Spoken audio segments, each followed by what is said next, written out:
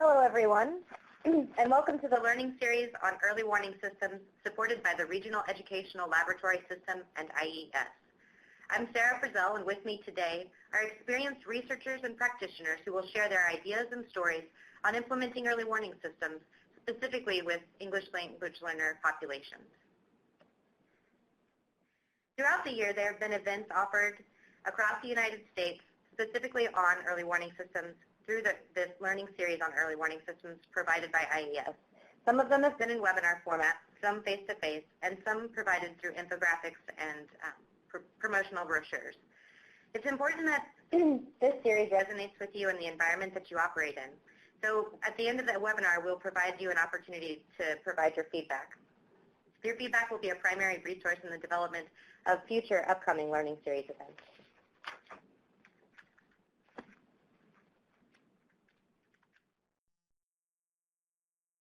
One second as I try to advance the slides.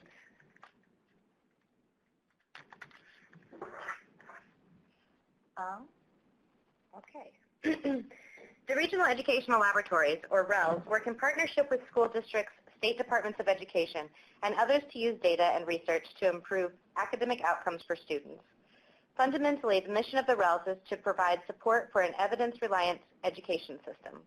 REL research alliances are a type of research practice partnership in which a group of education stakeholders who share a specific concern work together to use their research and practitioner knowledge to investigate a problem and generate solutions for improving student outcomes.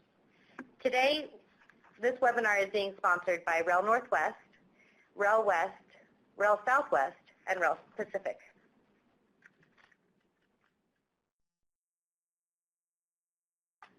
It looks like I'm not able to advance the slides, so if somebody could advance the slide for me. Thank you.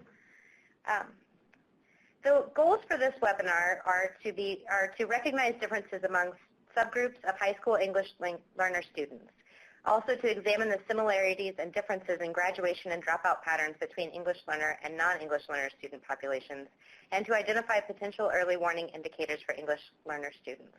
Today we'll be blending early warning system work with the work conducted with EL special populations and be looking at some of the indicators for those populations. And we have some really wonderful practitioners that have been using this in their schools and districts and with their research alliances, and we'll be able to hear from them. Next slide.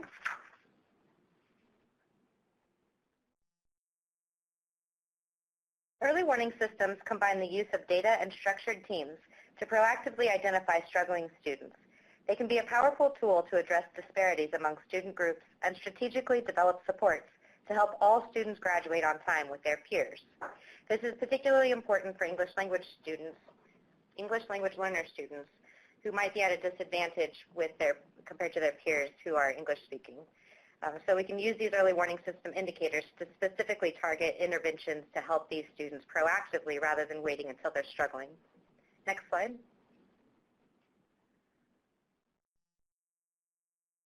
Some of the effects of not graduating include lifetime effects on these students. And so, for example, a high school graduate actually earns on average $7,840 more per year than a high school dropout.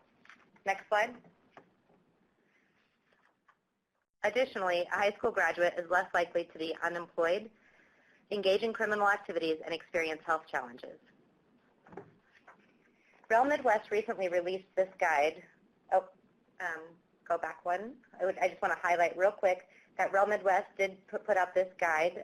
It's a brochure that's customizable, and it can be used it was designed to communicate the importance of attendance, behavior, and course grades, and how early warning systems can help students graduate. It's customizable in both English and Spanish, and those links are in the chat box if you look down there. And it does provide just a little bit of information so we can get parents and families on the same page as us and engage them as partners throughout the school year. Next slide. So Practitioner's Guide to Implementing Early Warning Systems was developed across the year of 2014 and 15.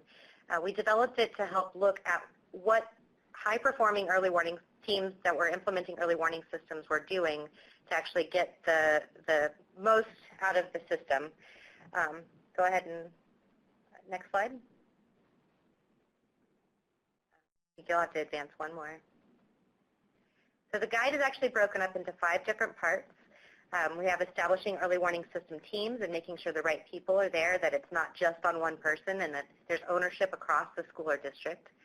The next part of the guide focuses on picking the right types of indicators, making sure that those are valid for each one of the student groups that we're looking at. The third piece of the guide talks about appropriate reporting. So you'll have some reports that are designated just for school level personnel and other reports that are designated for district levels, looking at the individual student versus looking at huge student groups or grade levels, and making sure that we have all of those kids on track. And if there is a group of students that's struggling, that we can provide culturally responsive or appropriate interventions for those students. The next part of the guide looks at linking those interventions that we have with the indicators specifically. So what do we have available for attendance? What do we have available for behavior? What kind of supports can we provide students who are struggling in math or English? And then the last part of the guide looks at evaluating those interventions and making sure that, as we put these students into the interventions, that it's having the appropriate, that they're moving in the right direction and we're actually getting those kids back on track. Next slide. Our first presenter today is going to be Julia Gwynne. She is a Managing Director and Senior Research Scientist at the University of Chicago Consortium. Her current work focuses on early warning indicators of high school and college readiness and the use of indicators with groups such as English language learners and students with disabilities. So again, she's going to be looking specifically at what kind of indicators we would be looking at for these different populations. In addition, she's also conducted research on student mobility, school closings, and classroom instructional environments. She received her doctoral degree in sociology from the University of Chicago, and she has several publications focusing on increasing graduation, preschool attendance, and student mobility. Julia, would you like to take over now? Sure. Thank you so much. Hi, everyone. Thanks so much for joining us today. So today I'm going to present some work that we did a few years ago on English learners that was a follow-up to 2 larger reports published back in 2005 and 2007. The original studies highlighted the importance of 9th grade course performance for high school graduation, but those studies really focused on a general population of students and didn't address whether course performance was as predictive of graduations for subgroups, such as ELLs, as it was for the overall population. So today we're going to dig into that question. But first we're going to start by reviewing some of the key findings from the original report, and then we will turn to the current study. We'll talk a bit about how we identified English learners. We'll look at their 9th grade course performance, and finally we will ask whether course performance is as predictive of graduation for ELLs as for the overall population. And finally we will talk briefly about other factors that may be contributing to differences in graduation rates between different groups of ELLs. So back in 2005, 2 colleagues of mine published a study that showed that 9th grade course performance was far more predictive of whether students graduated from high school within 4 years than either background characteristics or test scores. This slide shows one of the key findings from the original study. It shows the relationship between being on track by the end of the 9th grade year and graduating within 4 years. So students who are on track have failed no more than 1 semester course credit and have accumulated at least 5 full year course credits by the end of their 9th grade year. And students who are on track are 4 times more likely to graduate than those who are off track. What was remarkable about the on-track finding was that the relationship between it and graduation held up no matter what school the student went to, what their incoming achievement was, their race, or their gender. Everyone tends to think of academic skills as being good predictors of graduation. And in fact, test scores are typically what is used most commonly for putting students into different intervention programs. But it turns out that test scores are not nearly as strong a predictor of high school graduation as 9th grade course performance. So here we see the relationship between on track and graduation by students' incoming level of achievement. And you can see on the far left side of the slide that among students with the lowest incoming test scores, those who were on track were about twice as likely to graduate from high school than off-track students who had the highest test scores. So on-track is a much more robust predictor of graduation than test scores is. But it was still hard to convince people, even after this report came out, that course performance was a better indicator than all the other things that we'd always thought were so important. So we embarked on several smaller studies to see if the on-track indicator, as well as other course performance indicators, worked in the same way for subgroups of students. So the current study, how did we conduct it? We used the same cohort of students from the original study. Those were students who were first-time freshmen in 2004-05, and we followed them for 5 years until 2009, when most students should have graduated. We used administrative data from the district to identify which students were ELLs. At that time, the district had a two-step process for identifying English learners. They administered, every time a new student registered with the district, they had to fill out, they or their caregivers had to fill out a home language survey, which asked 2 questions. Is a language other than English spoken in your home, and does the student speak a language other than English? If yes was given for either question, the student was their English proficiency was assessed using the LPTS, the Language Proficiency Test Series. Students were then categorized into 4 proficiency levels, and we looked at students' ratings in 9th grade and considered any student in levels 1 through 3 as being eligible for English language services. But of course, within the group of students who were current ELLs in 9th grade, there was a fair amount of diversity. So we further differentiated this group of students into 2 groups. Students who were relatively recent arrivals, students who were designated as English learners in grade 6 or later, and then longer-term ELLs, students who were designated as ELL before 6th grade. In addition, we were also curious to see what was happening with students who had been identified as English learners at some point prior to 9th grade, but who had already achieved proficiency by the time they reached 9th grade. So using prior years' proficiency ratings, we identified 2 additional groups of students that we were interested in tracking. Students who were recently proficient, so these are students who had achieved proficiency during the middle grade years, within 3 years prior to 9th grade, and then long-term proficient students. These are students who had achieved proficiency 4 or more years prior to 9th grade. So this table shows that the percent of first-time freshmen in 2004 who fell into each of these categories. You'll note that 28% of first-time freshmen from 04-05 had been ELLs at some point in their CPS career, but only 7.6% were considered ELLs in 9th grade. So it's not a huge population. The population of English learners in CPS tends to be very young. They enter the district at very young ages, and by the time they have reached high school, most have achieved proficiency. So this slide shows the ethnic breakdown, racial and ethnic breakdown of each category of ELLs that we look at in the report. You want to read the table from left to right across within each row.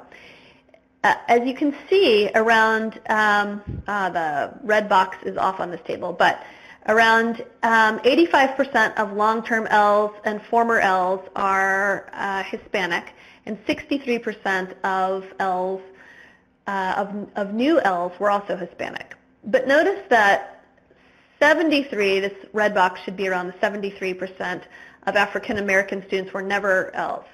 So because we know that student outcomes differ quite a bit by race and ethnicity, we opted to conduct within ethnicity comparisons. So for the remainder of this talk, I'm only talking about Hispanic students. We compare new ELLs, long-term ELLs, recently proficient and long-term proficient, and also students who were never ELL on a range of categories. But we are only ever talking about Hispanic students. The report does talk about ELLs with from other backgrounds, but for the purposes of today, I'm just focusing on Hispanic students since they represent the largest population in CPS. So when we look at the background characteristics of each group, we see that the groups are really quite diverse. In particular, new ELLs and long-term ELLs differed in ways that might put them at greater risk for dropping out. A few differences that I am going to point out. So long-term ELLs were much more likely to be students with disabilities. About 45% of them had identified disabilities compared to fewer than 15% for other groups. New ELLs are about twice as likely to be old for grade when they enter high school compared to, for example, long-term proficient students. And being old for grade upon entering high school has consistently been linked to higher dropout rates.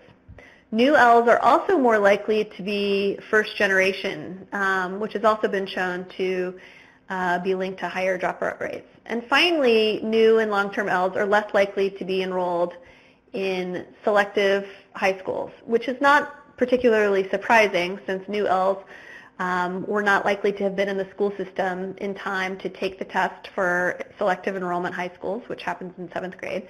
And long-term ELLs are more likely to have learning disabilities that would have most likely prevented them from being accepted into a selective enrollment school.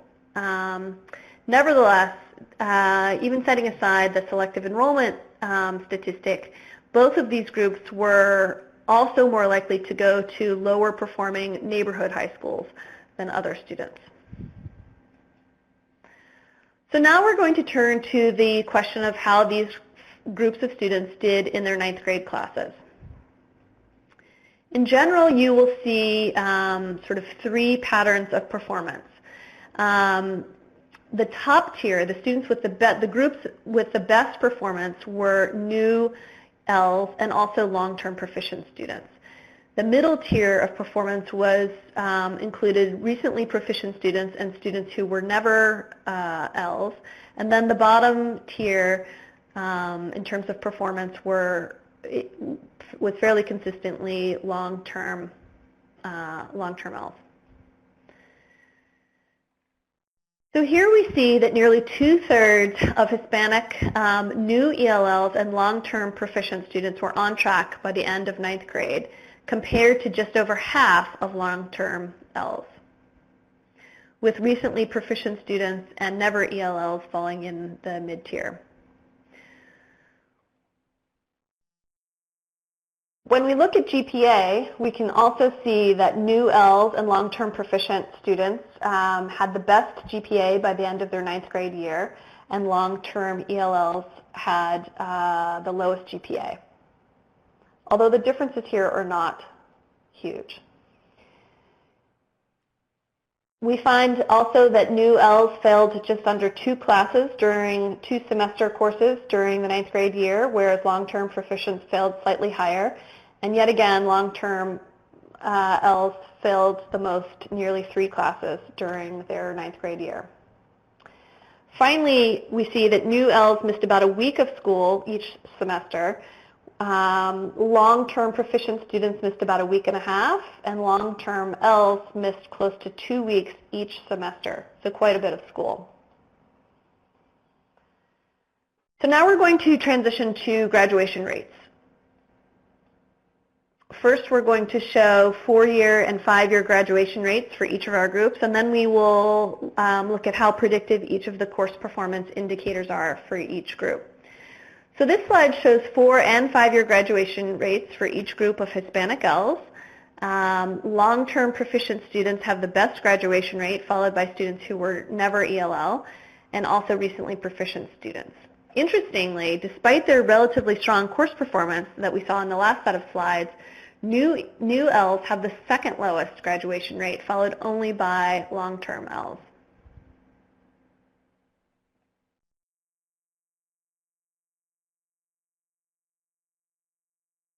So this slide shows the relationship between being on track and graduating in 5 years. Students who were on track, as you can see here, are between 3 and 4 times more likely to graduate than students who are off track.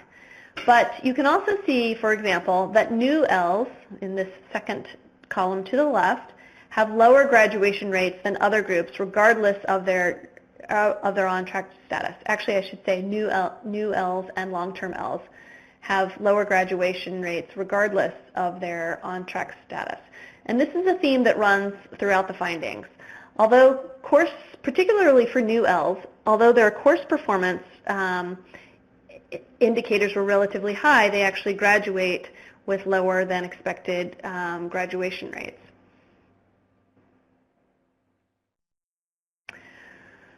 So this slide shows the relationship between GPA and graduation, and there are many bars, many columns here, so it's a little bit hard to see. But for all groups, students with a GPA of 2.5 or higher are very likely to graduate. Their grad rates exceed 75%. But for students with a GPA of 1.5, these students were very unlikely to graduate. Graduation rates ranged between 50% and 65%, with new ELLs being on the lower side.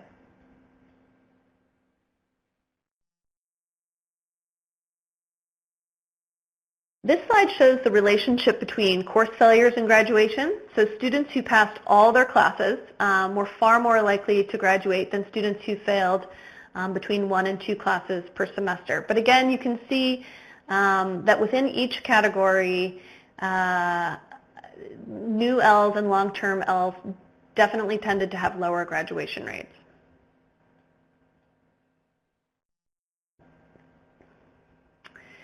This slide shows the relationship between absences and graduation. You can see that students who missed less than a week of school were much more likely to graduate than even students who missed between 1 and 2 weeks of school, and this is per semester.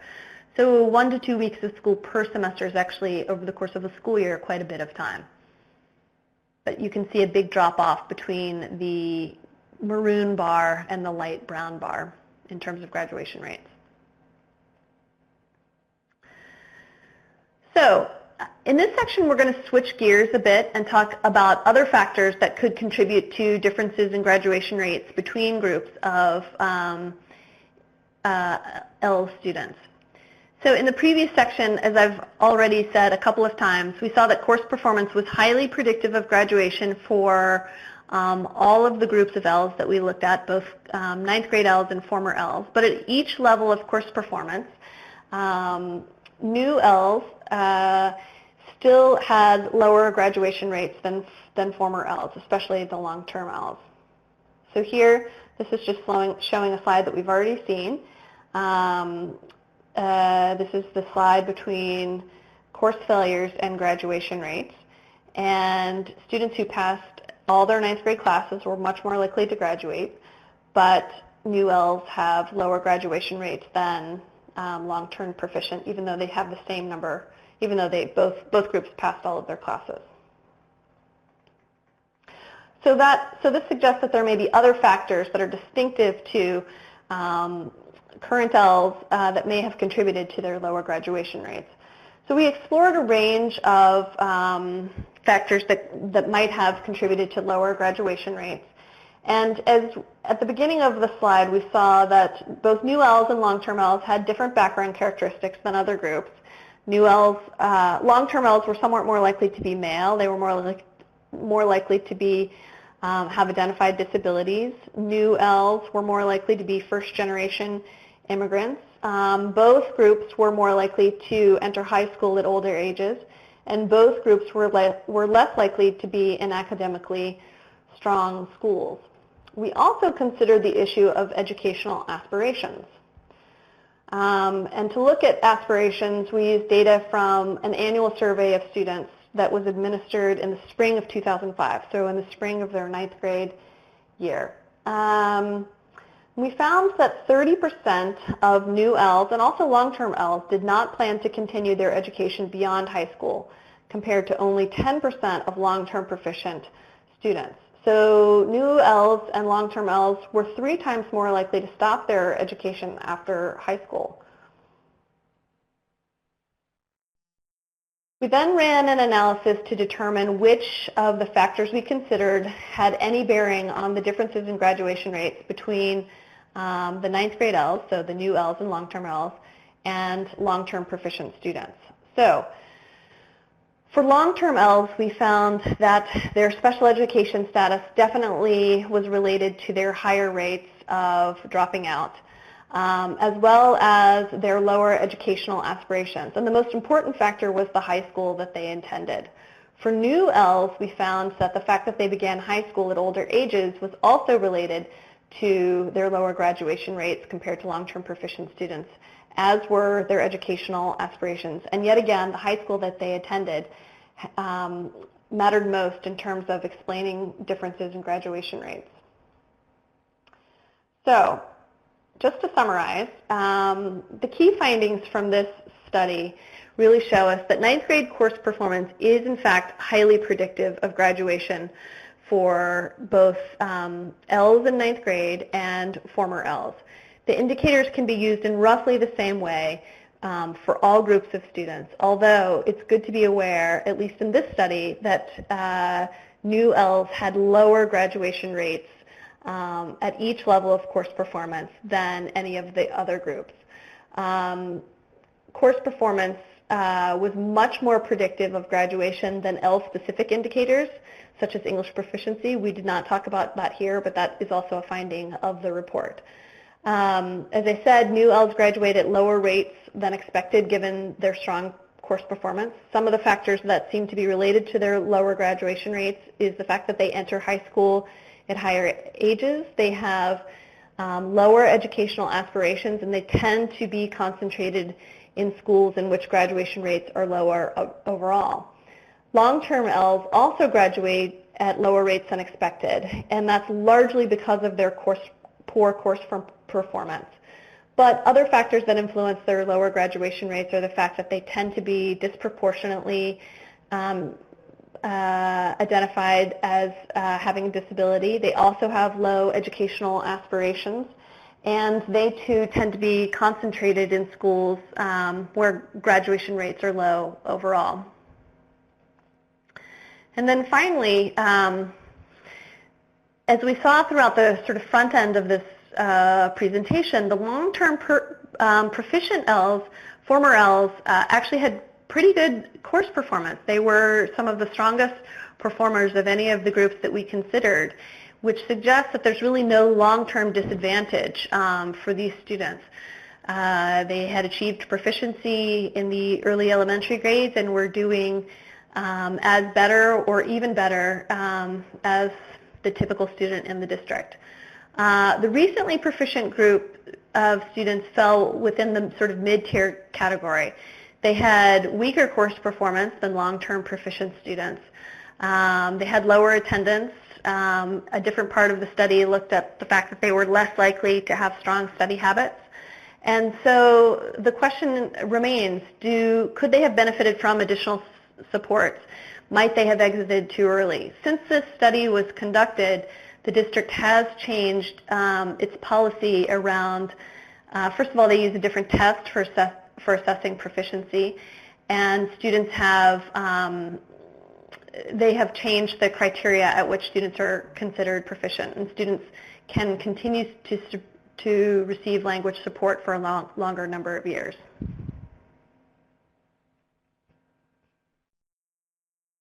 All right, thank you very much, Julia. I really appreciate what you were saying, and I think it does highlight the differences in EL groups. We have done a recent research study and found similar patterns with long-term proficient students outperforming actually a lot of their never English language learner students. So thank you for highlighting that. I do also want to kind of mention that we see differences also in Hispanic ELs versus other populations of ELs. So I think some of that will be touched on by some of our upcoming presenters as they kind of go through it. But in the meantime, I do have a couple of questions for you that have come in. The first question being, what were some of the differences in high schools that made a difference for those EL students, as that was such a predictor? That's a great question. So we did not explore very deeply the characteristics of high schools that were associated with differences in graduation rates. What seemed to matter most is that many of the recently arrived students, as well as the long-term ELs, tended to be in high schools in which achievement was lower and also graduation rates were lower overall, and that mattered quite a bit. We wondered, at least in terms of relatively recent arrivals, whether or not there was a social networking component, because many of the long-term proficient students, so these would have been students who had been in the district since kindergarten or first grade, many of them had managed to find their way into higher achieving, into high schools in which achievement was higher overall. And so we wondered if relatively recent arrivals were perhaps at an informational disadvantage, perhaps not tied in to information about which high schools are considered the best high schools in Chicago. I should add that a key component to this is that the Chicago Public Schools has a very widespread system of school choice. And so there are a range of options available to students, and many students choose to opt out of their neighborhood school. And as I recall, I think that current ELLs were, the ninth grade, the recent arrivals, the new ELLs, were less likely to opt out of their neighborhood school. So they may not have had access to as much information about what the array of choices that are available in the district as some of the groups of students who've just physically been in Chicago for longer periods of time. Gotcha. Thank you very much. And another question that had come in was about how you define on track in Chicago. Can you define that just a little bit for us and let us know what it means? For sure. Yeah, I probably brushed over that fairly quickly. Basically, the on track indicator captures what students need to be promoted to 10th grade. So students can fail no more than one semester course, and they must have accumulated 5 full-year credits to be promoted to 10th grade. And I think it's actually they can fail no more than one semester course in a core subject, so the 4 core subjects: math, ELA, science, and social studies. Thank you. And did you see similar patterns in their absent data or absenteeism data? Did you look at that? So what I showed, the slide that I showed, let's see if I can find it. We had a quirky thing happen in our information system prior to 2005. Let's see if I can go back.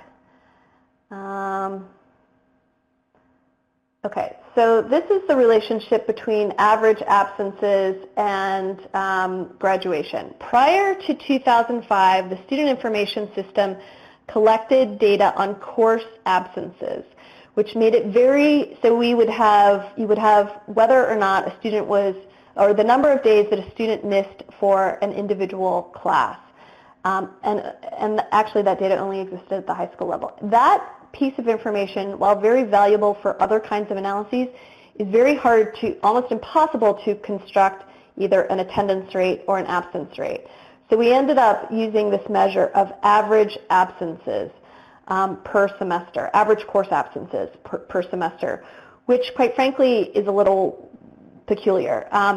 Since 2005, the district has changed its student information system, and now we have access to just, the number of days enrolled, the number of days present, the number of days absent. So we generally now use an absence rate or an attendance rate. And quite frankly, I've not gone back and looked at the relationship between that variable and graduation. It's an excellent question and one that I should investigate, but I don't know off the top of my head what the various thresholds should be. Gotcha. So, well, thank you for explaining that a little bit more. I think we all know that absences are a huge part of moving on and getting the right grades in classes and being there for that instructional time. So we'll be interested to hear how that moves forward. One final question before we move on to the next presenter is, now that you guys have come up with this report and all of this data showing these discrepancies, how has the district moved forward with helping these students in response to those findings? So that's actually a really terrific question. The first couple of reports that came out, both in 2005 and 2007, really had a pretty substantial impact on the district. It really did help the district zero in on the fact that ninth grade matters. And although there's been quite a bit of turnover in leadership in the district, so I'm not sure that we could say that there's been a coordinated action over time. But certainly at the network level and also at the school level, there's been quite a bit of emphasis, and different high schools have done it very differently. There's been a huge focus on really drilling down into why students were failing so many classes, why they weren't coming to class. And over time, the on-track rate for the population of students, and actually also for subgroups of populations, although we have not looked at it for English learners specifically, has risen dramatically in the district. If you're interested in more information about graduation rates and on track, we have a number of really interesting reports on our website that really highlight the rise in graduation rates that has occurred in the last 10 years. It's been very remarkable. And high schools can really be credited for doing a great job of really trying to figure out what was going on with their students, understanding why why they were failing classes, and trying to figure out ways on the ground to get kids coming to school regularly and passing their classes. So the story of the on-track indicator is really actually a major success story for the district. It's something that they acted on in a number of different ways across high schools, and something that they've really been able to turn around, and as a result, graduation rates have really risen quite dramatically. Thank you. I'm sure they'll be continuing to use this kind of data to look at how those different subgroups of students are performing, and specifically how to develop some kind of culturally responsive interventions for ELs. Our next presenter, I'm going to move on here if there's no other questions from the audience. Our next presenters are from the Kent School District. We have Noreen Balayan and Nina Will Williams, who goes by Will. Noreen is a secondary ELL instructional specialist and provides district-level support for all of the middle and high schools in the district. And Will is the director of multilingual education and AVID, and also brings 30 years of experience in educating special populations. So we look forward to hearing what you have to say. And I know that you have a very diverse group of ELs in your region, and so if you could speak kind of how that might differ for these different populations, that would be wonderful as you continue on. Sure, we'd be happy to. So this is Will, and this is Noreen, and we'll tell you a little bit about the demographic of Kent School District, which is located just south of Seattle, Washington. It's the 4th largest district in the state of Washington. Our free and reduced lunch count is about 51%. We have 28,000 students in our district, which I know is small by other state standards, but in Washington that's huge. We have 5,464 ELL students, which comprises about 19% of our population, and we have 138 languages that are represented. So at the top of that language list are languages such as Spanish, Somali, Punjabi, Vietnamese, Ukrainian, Arabic, Russian, Tagalog, Nepali, Cambodian, Dari, Turkish, Burmese, and the list goes on and on. So we have a very diverse linguistic population and cultural population in our district. We also have, at present, 653 refugee students who have arrived in our country within the past 3 years. In our district, we have 4 comprehensive high schools, and we have 3 academy schools, which is a term for alternative types of schools. And then we have 6 middle schools in our district. So a little bit different than perhaps some other populations that you might see across the country.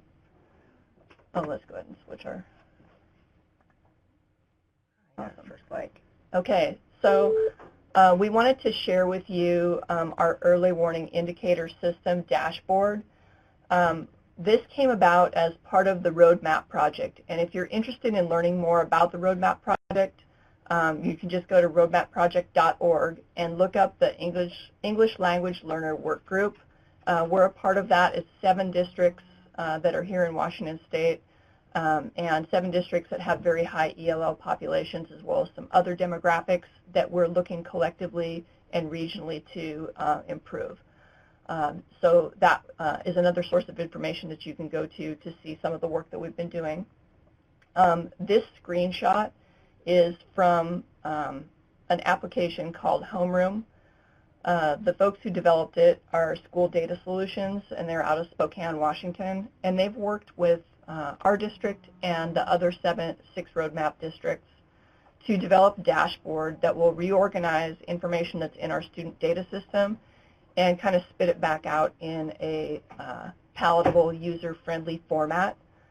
So it's accessible to all teachers in our school district, all employees, and for our ELL specialists in each school, they have access to all students, all ELL students in the school, whereas regular classroom teachers just have access to the students that they teach. The counselors and the administrators have access to everyone in the school. And so this screenshot is just an example of the certificate of academic achievement. So we can look at this and at a glance tell which students are on track to graduate.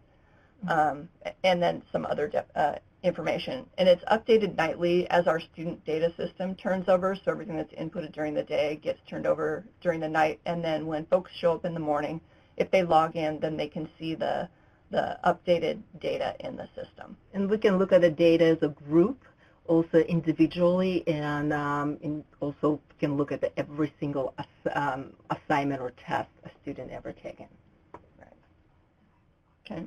So if you have any questions, make sure you pop them up on our chat box there. So this is the next slide is sort of a conglomeration of data that Noreen puts together every year to ensure that not only are we capturing that early warning data, but we're capturing some other data as well. So I'll let you talk about that. Yeah, so this we put together the homeroom data solution system and another district system to look what are some coursework that needed for graduation. So this was pulled just for our seniors last year when we analyzed how many current credit they already have, how many of those were elective credits, and then we'll look closely into all the graduation requirements to see how many credits they still have to get in order to meet the requirement. And so we are also realizing here that even though, like if you see the first student, even though all the requirements are met, there's still a year and a half of ELA credits that needs to be met. And our students are required to have 24 credits for graduation. So basically they can't, we have a 6-period day, so they can't fail a course. So it's really important for us to ensure that we're looking at this data all the time and that it's in front of teachers and principals all the time.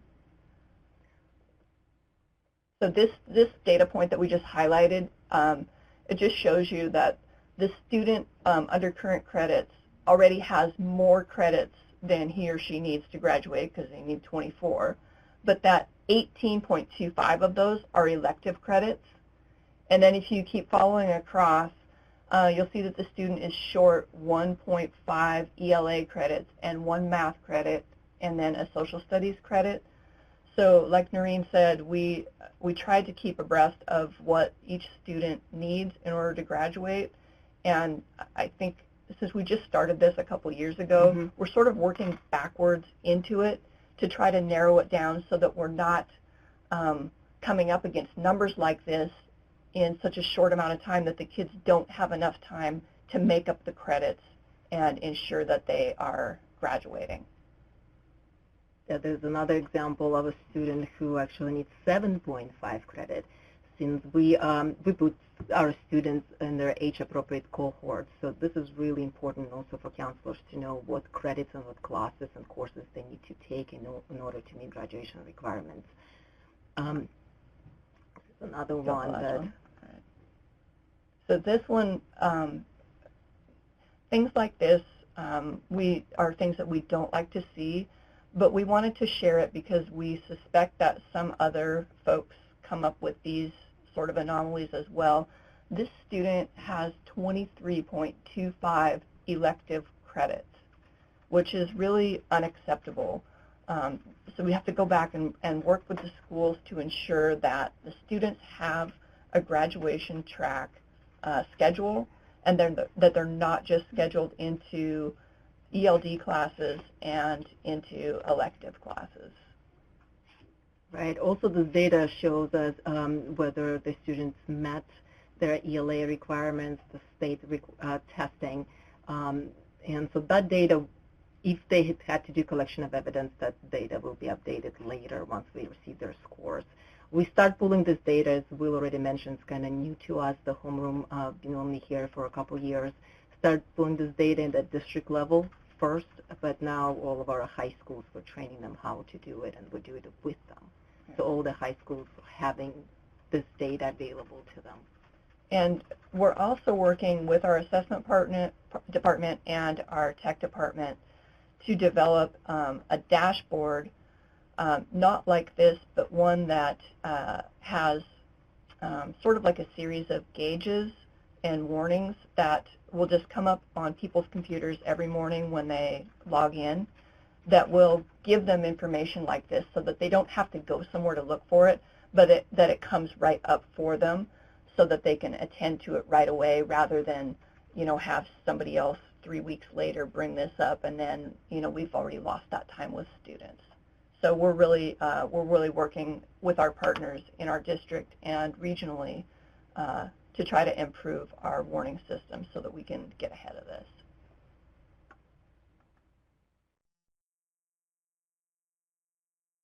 We also wanted to ensure that the situation, like 28 elective credits, we tried to avoid those situations. So we created a guide of the possible ELL possibilities for courses.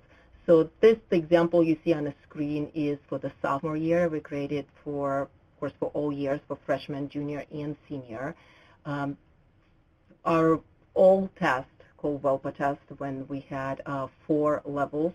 First 3 were the ones that we served in our ELL program, and L4 were our transitioning students. So if you are a sophomore and a newcomer or a WELPA L1 student, what are some courses that we're suggesting ELL students are taking? And then we also provided some options for subjects like math, electives, and so on. And as they moved on, even science and ELA as well. So we also included on the left, and I think the header fell off of it, but I'll let you know that this is verbiage from the 2015 Dear Colleague letter, and it's on page 19. And we want to ensure that we are following all federal guidelines and ensure that our staff understands that we're responsible to hold ourselves to those guidelines, and that the guidelines are predicated by best practices. They're not just random things that someone made up and said, oh, you should do this. So we want to be really clear that each of our students must, regardless of where they start in their language proficiency, must have a schedule that is going to lead them to graduation within 4 years, and that they must have every opportunity to graduate college ready along with their peers. We feel like that's really important, and that's why we've put together these schedules. Our state recently became part of the ELPA 21 consortium, so we have switched from this WELPA test, our state test, to the ELPA 21, and that looks a little bit differently than this does. So rather than the levels that you see here, we now have beginner level, it's emerging, and then progressing, and then proficient. So there's really only 3 levels. But what's important about those is to disaggregate by domain scores, which are correlated to the ELP standards, which are crosswalked to Common Core state standards, as Washington is a Common Core state. And so that is really what drives instruction and what drives the language support within each of those Common Core standards. And it really is very granular. And, you know, it's a work in progress. But rather than Noreen as the secondary ELL instructional specialist just working with the ELL teachers, she works with all of our instructional specialists, ELA, math, science, social studies, and with all general ed teachers because they're the target audience for the ELP standards, not the ELL teachers.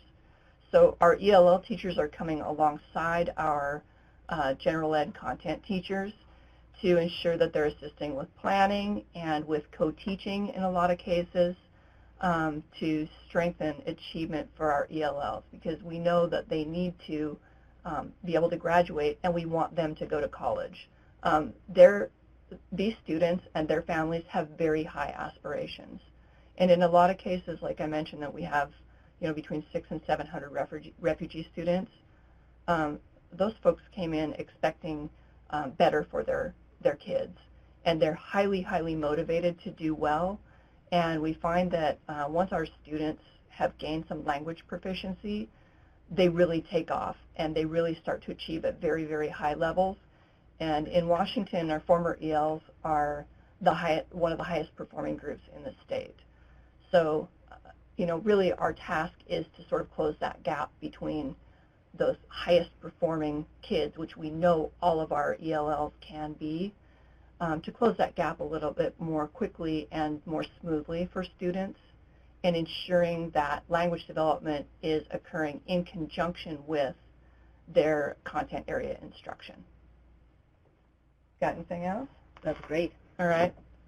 So, well, thank you, guys. If there are any I really questions? appreciate your practitioner perspective. We have had a couple of questions come in. One of the first ones is on the types of reports, the EWS reports. Why aren't the general education teachers provided those types of reports, and it's only the ELs are given those? Teachers are given those. It's not only ELs. It's all students in the district. We just disaggregated it and showed a screenshot of just our ELL students, but everyone has access to it, and all student data in the entire district is in the system. Okay, and that's for middle and high schools, is that correct? It's for K through 12. K through 12. So the next question kind of leading into that is, since we know that ninth grade is so important, what type of interventions are you providing the middle school students to be able to help prepare them for that ninth grade year? Well, I think that our middle school model is very strong. We have very, very strong teachers.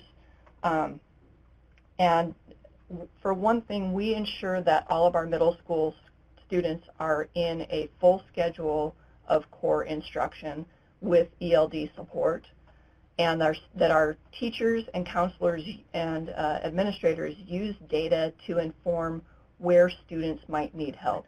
So for example, if we're seeing that students are not faring well in science, then the principal may assign the ELL teacher to co-teach with a science teacher at 8th grade, for example, in order to strengthen the language development within the next-gen science standards. And that has had really positive results for us.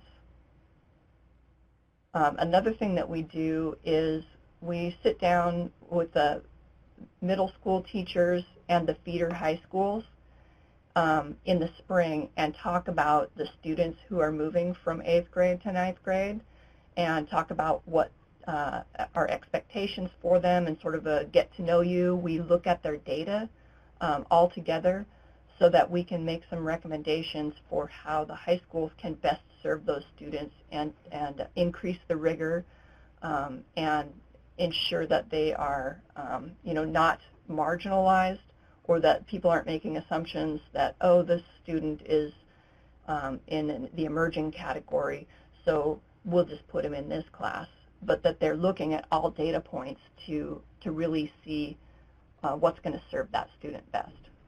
In addition, our teachers also in the communication, our high school teachers and our middle school teachers are constantly communicating about the students' strengths and abilities and support that they will need it moving on into the high school. And Noreen has regular meetings with them where they're not only discussing the students, but they're also sharing best practices. And that's been really powerful, I think, for our district. because people move at different paces instructionally.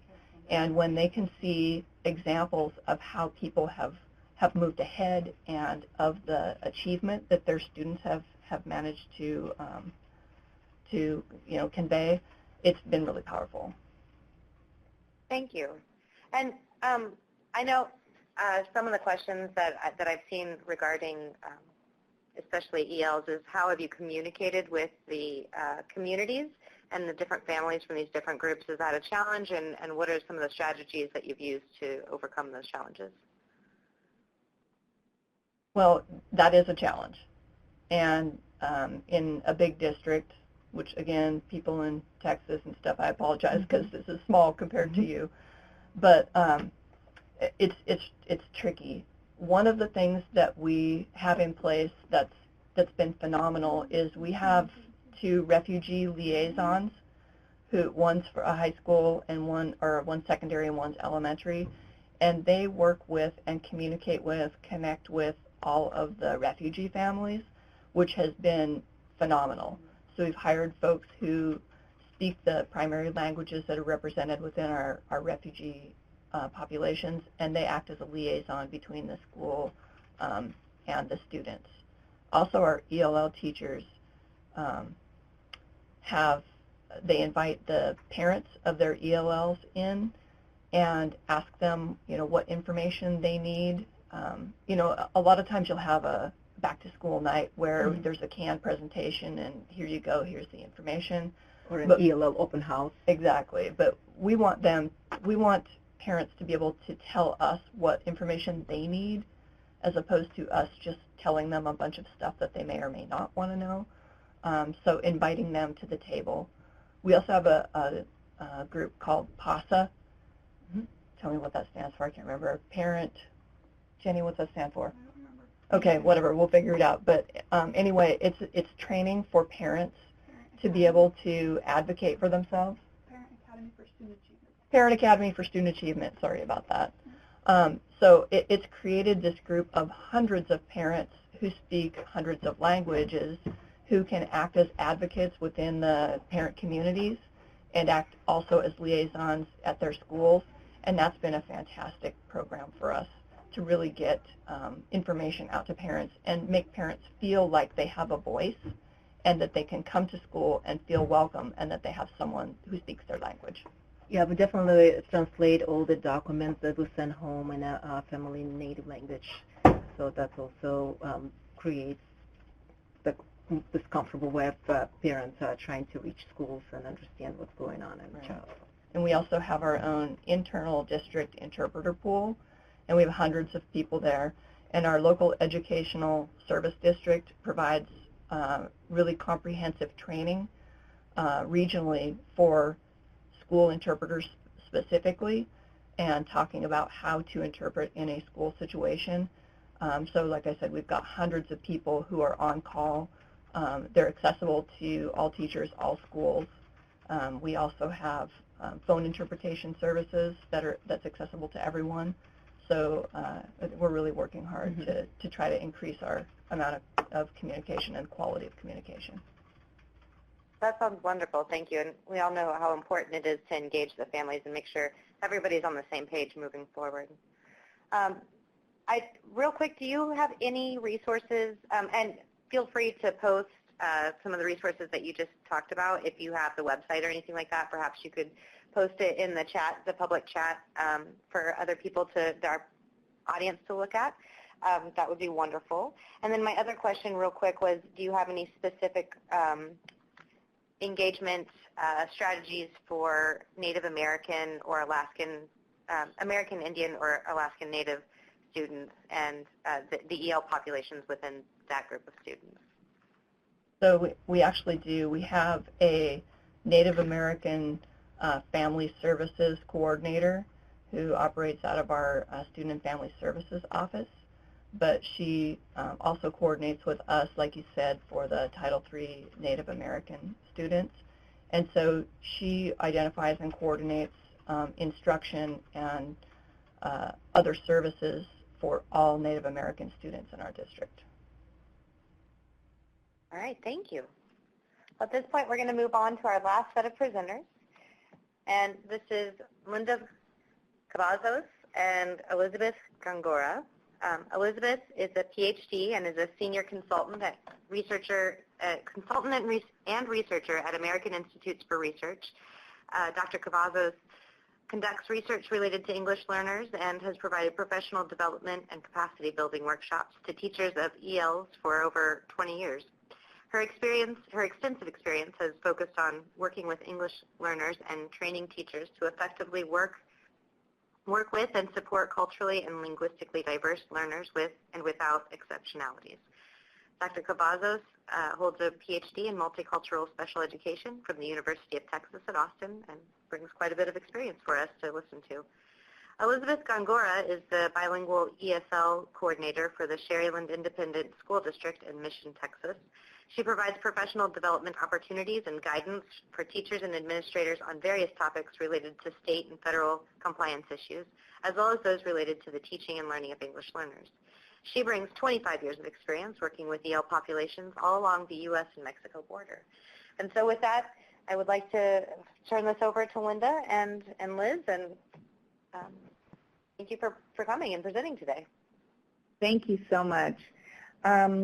So this is Linda, and I want to talk a little bit about how we came to early warning systems, this idea, how it was germinated in the English Learners Research Alliance in the REL Southwest, and that is an alliance that I lead, and currently I'm transitioning another person to help co-lead this alliance. But this alliance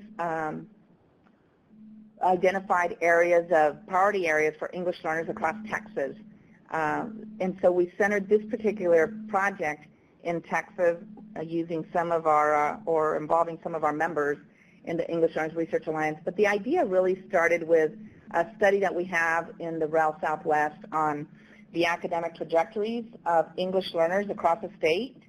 And we are looking at trajectories to language proficiency in English and content area mastery for Texas Hispanics ever English learners. And so one of the presenters earlier talked about ever English learners. So that includes long-term English learners and English learners who have been reclassified and are now either monitoring year 1 or monitoring year 2 or post ever else.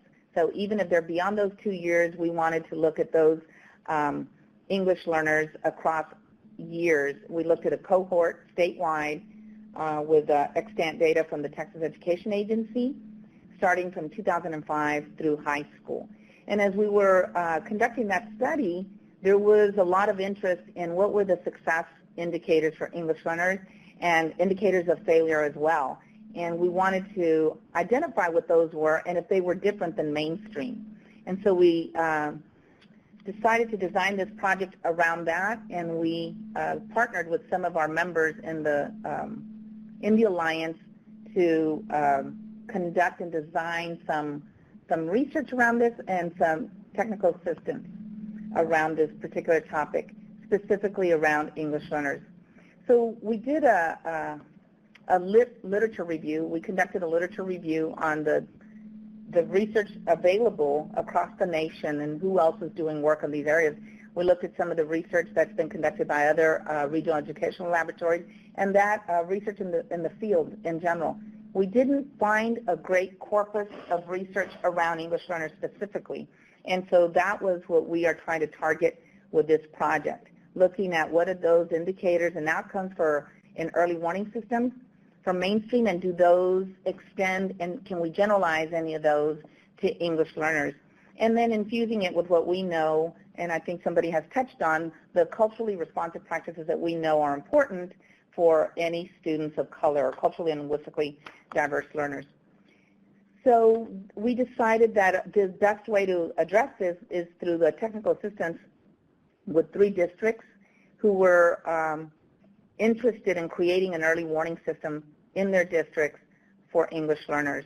We identified several districts that would work with us, and in this project, I'm looking for that slide, so I'm going to go forward and then back.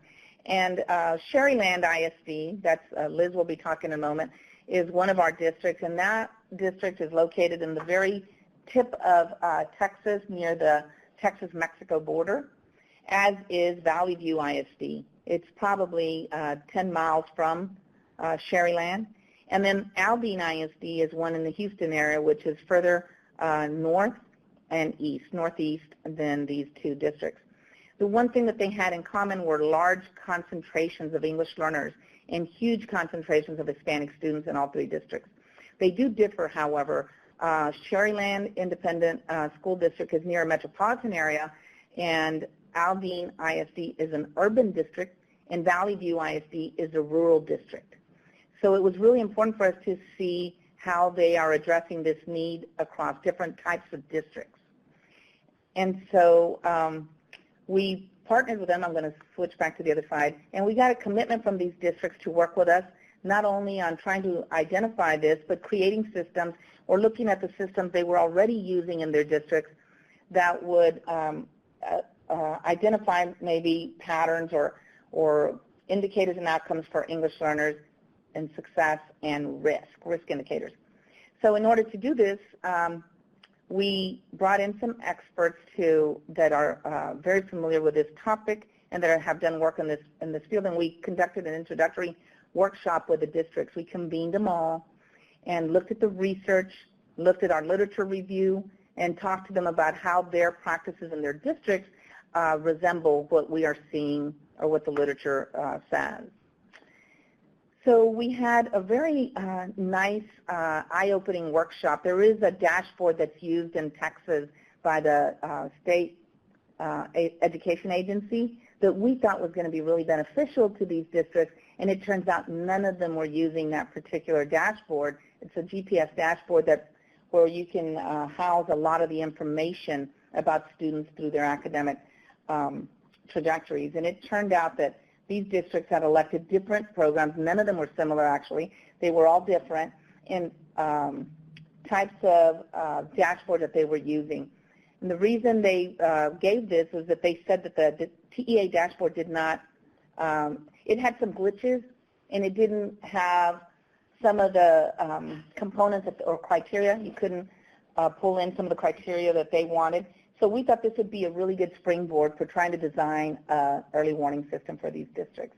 And working together, even if they're all using a distinct system of their own, in helping them design this. So from that initial workshop, we decided that a community of practice, that there would be really beneficial to the districts, because the districts seem to want to be able to talk amongst themselves. Some of them didn't know each other, some of them did. They all participate in the Research Alliance events and workshops, but because of the distance between Houston and those areas, they never knew each other in person. They met for the first time. So we decided to create a community of practice where we could provide many workshops, technical assistance, professional learning, and also give them a platform to talk about the early warning system design process as they were embarking on it. And we could also provide technical assistance through that platform. Would also give them an opportunity to provide or to learn from each other and provide assistance to each other.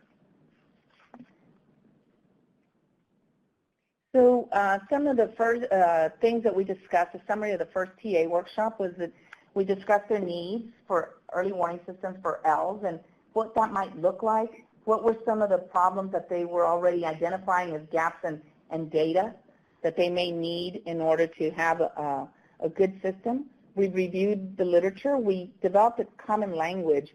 It turned out that we were using different terms for different practices. So we developed a common language, and again, we discussed the research. There were a lot of common themes across the districts, and we learned how they are currently using the existing systems and to identify ELLs who may be at risk. We also discussed things that were working really well, so what systems they were using to identify success indicators. So their responsibility, the district agreed that they would commit to not only participating in these workshops, creating a system for the district, but also participating in the communities of practice.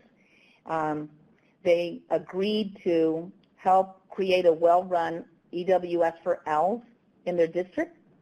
They agreed to participate in technical assistance from the REL Southwest and to support the identification and use of these indicators. They also agreed to participate in the monthly community of practice meetings that would include, as I mentioned previously, professional learning and consultation. But in addition, the district staff agreed to host the community of practice meetings as well, alternating months, so that they could also not only host but share what's happening in their district, feature their own successes and or challenges to creating an early warning system for English learners. So we agreed that it would be a good way for them to network collegially and purposefully, understanding that the time that we spend in the community of practice would be very intentional, very strategic, and well-planned, because these are very, very busy people, and we didn't want to impose on their time unless it was going to further this effort. So we agreed that we would have share, these are some of the characteristics that we discussed, that we would share this space, that it would be a place where we would collaborate and share some of what we're learning. But we also wanted to structure a community of practice that would sustain itself after this project is over. These were our goals. We wanted to identify and ensure essential components for this COP, community of practice, monitor its use, set goals for each meeting, develop a culture of collaboration, and again, create a platform for these districts to not only share but sustain their practices long after this project is over. So the types of technical assistance that we agreed that we would provide would be some virtual community of practice meetings for this first year, and then again the professional learning workshops every other meeting.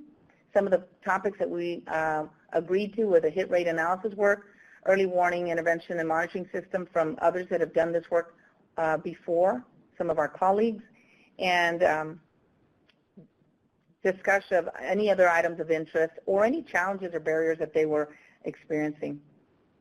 And so as we embark on this, Liz is one of our bilingual directors that is working in one of these districts. She's also a member of the English Learners Research Alliance, and she is going to share where they're at in this process. So I think for us, what I wanted to share was just that we are in our early beginning stages in our district of developing an early warning system for ELLs. So for us right now, what we're looking at is just what are the needs of our students, and we definitely do need a systematic way of monitoring the progress or lack of progress within our ELs to ensure that they're on that right path toward graduation from high school. So for our district, we are located along the border with Reynosa, Tamaulipas, and Mexico. So we are in the city of Mission, Texas, but we serve 5 different cities, small portions of each of the cities. We serve Mission, McAllen, Edinburgh, Austin, and Palmhurst. And within these cities, we have formed our Sharyland ISD school district, in which we serve students from pre-K through 12th grade. And within our district, something different from our neighboring districts is that we do have 6th grade as part of our elementary campuses. So we do have 8 elementary schools in our district. We have 2 junior highs, and they have 7th and 8th grade students. We have 2 comprehensive high schools with grades 9 through 12, and we have an early college high school that is in its 3rd year of inception. So it is currently up to 11th grade, and then next year we will be adding our 12th grade students to that campus. Our district has approximately 10,000 students, and we serve, in those 10,000 students, 93% of our students are from the Hispanic population, and we have a 5% population of white students in our district. And within that population, we serve, this was data from last year, so it was approximately 24% of our students are identified ELLs. This year, we're a little bit closer to 30%, so we do have that increase in our EL population. And we have 61% as educationally economically disadvantaged, it would be our 61%. So we do present challenges within our district. We do have our bilingual students that we serve in English and Spanish as our program. In our ESL program, we have approximately 15 different languages that are represented in our ESL population. And within our recent immigrants, we do have our 4% of our students identified as recent immigrants. And the grades where we see most of our students coming in is 1st grade, 4th grade, and our 9th grade. That's where we have our higher numbers of recent immigrants. Where we are right now in the system is that we've currently just developed a core team of members, which is our Assistant Superintendent of Curriculum and Instruction, and she is myself, the Bilingual ESL Coordinator, and then we also have an instructional technologist within our district that she also forms part of this core team. And what we wanted to establish with our core team was just what is the direction that we're headed within this team before we take it more at a district level.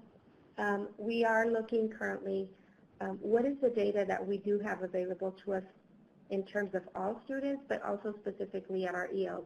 So some of our systems that we use for student data, we use Skyward as our student information management system, and then we have Eduphoria Aware, which allows us to also include our local assessments as well as our state assessments and language proficiency assessments. So we're able to pull data and filter that on any given demographic data point. So right now our early conversations is we are looking at our current state report of our high school dropouts for the past 2 or 3 years, and what we're going to start looking at is looking at the different demographics and pulling that EL group to bring attention to what their characteristics are in terms of education, attendance, discipline, and just different areas, data points that we have. We're also looking at characteristics of our students who have successfully graduated within the 4 years to see if there are any commonalities between these two lists or two sets of characteristics. And then we want to see how far back in their educational history within our district were these characteristics present. And our hope is that as we do that, moving forward, is to add more people to our team. We currently have 6 strategists in our district, and we will then use what we can find and identify from our high school dropout students, then apply that and look for those similar characteristics within our current 4th grade ELs. And the hope is to develop a systemic way of looking at our ELs and hopefully finding ways and places to intervene early enough to change that trajectory of their education within our district. So that is our goal. That is where we are at this point, still in the early stages of identifying our student needs. This is Linda again, and I did want to add that as I was listening to the other presenters, a couple of things were mentioned that kind of triggered some of the other work that that we've done on New Mexico high school course taking patterns, New Mexico high school graduation assessment and course requirements, and as these relate to both English learners and Native Americans, and then assessing the role of non-cognitive and school environmental factors on grade 9 transitions. So all of these things help to inform some of the work that we're doing right now with early warning systems in Texas. So does anybody have any questions for Liz or I? Thank you, Linda. That was very helpful to also hear about how you've structured your community of practice and also kind of some of that practitioner information from Sherry Lind.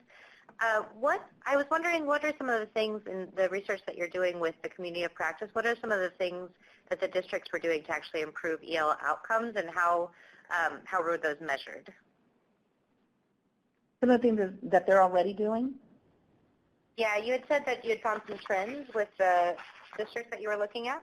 Oh, okay, yes. Well, certainly looking at, well, there's a number of things. Looking at the indicators for, reading indicators, how well the students are doing in literacy, English learners, how language proficiency is being measured. In Texas, we have an annual measurement in the spring, and it's very important to look at language proficiency levels starting at the beginning of the school year and not rely on just the spring data for the following year. And so levels of language proficiency measures how they monitor progress in terms of language proficiency, how English language is being developed with the English learners. Another thing that I failed to mention that's very important is that these three districts are very unlike each other in that one of them is a dual language campus. So there is dual language instruction in the native language, which is Spanish, and in English, that's Aldine ISD in the Houston area. Whereas we have a bilingual transitional program in both Valley View and Sherryland, one with an earlier exit model and one with more of a transitional model. And so it's important to see that although there's differences in their instructional programming for English learners, there are some common themes. And one of them is that really robust English language development program that has to be a requisite part of any program that addresses the needs of English learners. And then how do we measure proficiency? That's a big question. How do we measure and how often? How do we know when an English learner has moved from a basic level English language proficiency to intermediate, advanced, or advanced high, which are the 4 measures we use in Texas? So really looking at those both formatively and with formative and summative assessments. So those were certain things that we were looking at. The high school graduation rates was a big one. And then the post-secondary outcomes. How many of these L's that are in these programs have good post-secondary outcomes? And so, for example, one of the other districts that's not featured here has some programs in place that are very rigorous, very robust, as does Sherryland as well. They all have one, but one that comes to mind with Valley View is the Spanish Medical Minor Program, where some of these English learners that are being very successful are graduating from high school, sometimes at junior level in college, because they're getting a minor before they graduate from high school. So rigorous programs like that, and how can we increase the number of English learners that are having access to these programs.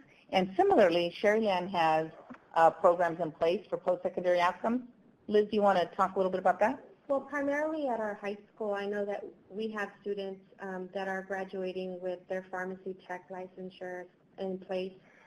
So they are open to our ELs as well, so they have equal access to join in on these courses that they do present rigorous curriculum to them, but they also have life application part of their classwork to where they are in our pharmacies and hospitals already getting their hours in place for their certificates, state certificates, and licenses. Thank you. One more question for you, Liz, and that is, have you worked with any community engagement strategies, particularly with these populations? And if so, can you describe some of them a little bit for us? Our community has, they're very close-knit community. Our district is just 26 square miles. So they do have that very down-home, very small community kind of relationship. So in our district, we actually have an educational foundation organization, and this is community members, business owners, and they are fully involved and engaged in the support of our educational system. So they actually have fundraisers, and they are constantly meeting with our teachers and district representatives at different levels to provide that additional funding. They host scholarship events with our district teachers, where district teachers can apply for money to fund some of their initiatives and great ideas. And many of those initiatives target specific needs teachers are seeing of our ELs as early as elementary in their classrooms. So we also conduct our meetings when we meet with parents. We have recently set up a position that specifically works with our parents. And so a lot of our meetings meet the needs of our community because we do hold them in Spanish. So we have English and Spanish meetings with our parents. And this is Linda. I would add that across the districts, that is the key thing to increase parental engagement, providing a platform where the parents have Spanish-speaking presenters and materials, and not relying on just translation or even interpretation. So that is a key component of this. as one of the indicators of success on the parents building parental awareness through meetings and workshops in a language they understand. Thank you. We do have one more question. I encourage everybody to, if you have a couple more questions, we're just going to wrap up here pretty soon, but if you have any last questions to ask, please do put them in the chat box. This question is actually for Will and Noreen, and the question is if you have any Micronesian student populations in your district, and if so, what kind of engagement strategies have you used with them? We do have a very small population of students from Micronesia, and we don't have any specific program that's targeted just at that population. All right, thank you. And in general, are there different strategies that you're using for different communities, or is it still, I know you talked about this a little bit before, but is there anything else that you'd like to add to that? Not instructionally. In terms of family engagement, you know, like I said, the community is so diverse, and there are so many cultural and linguistic groups. So really, you know, just establishing connections with different folks, with having after-school clubs. We have, like, for example, we have a Saturday Arabic school that operates as a community group, but they're able to use one of our school buildings on the weekends, and they have over 150 students attending that. So different communities, you know, just making connections with us and us reaching out to offer our assistance. Thank you. It sounds like very meaningful work, and I'm very happy that you were able to join us today and talk a little bit about that. I do want to remind everybody that throughout the webinar we've been posting links to resources, and if you do have any questions, you can email the presenters. If you have questions specifically for the Kent School District, I can go ahead and put you in touch with Will and Noreen, and my email address is right there, sarah.frazelle@educationnorthwest.org. Julia Gwynne is available to answer any questions about the University of the research that she has been doing in Chicago, and Linda is also available to answer any questions about the EL-specific alliance that is being conducted in the Southwest. And so we encourage you to ask any questions right now. We're going to go ahead and close it, though, and the webinar, and we appreciate you attending and look forward to hearing your feedback on our survey. The feedback survey is right there in the chat box right now. We will, it's right there, the feedback survey.